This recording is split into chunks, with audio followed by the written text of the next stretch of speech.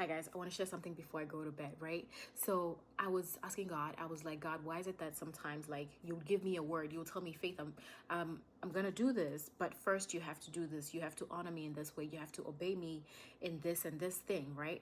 And then I wouldn't do it. Like, God, you were all knowing. You knew very well that I wasn't going to do it. You knew very well I wasn't capable of doing this. But why give me this word knowing very well that it wouldn't come to pass because of my disobedience? Like, why give me that in the first place? So I was just sitting in my thoughts, and the Holy Spirit ministered to me. He was like, Faith, sometimes the only time that you learn is when God takes you through something, because your friends will warn you. You would just close your ears.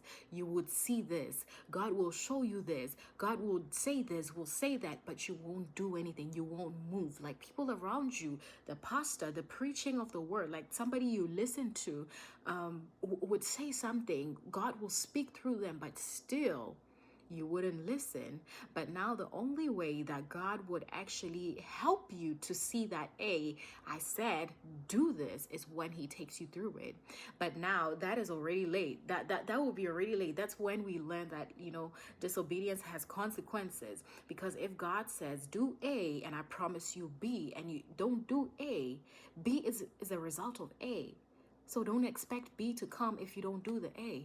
And that is something that, I've learned in my walk with God, where God said, don't do this. And I did it. And I was like, God, you're faithful to your word. Why didn't you do it? He was like, my word was based on you doing A for you to get B.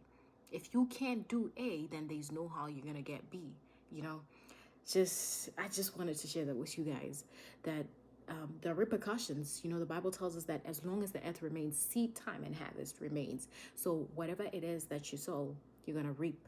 Okay.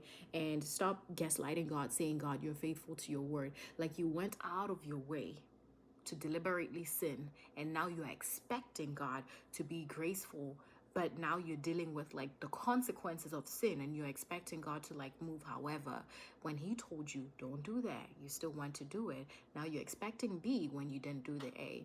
So guys, I hope you were blessed by this, and have a good night. Bye.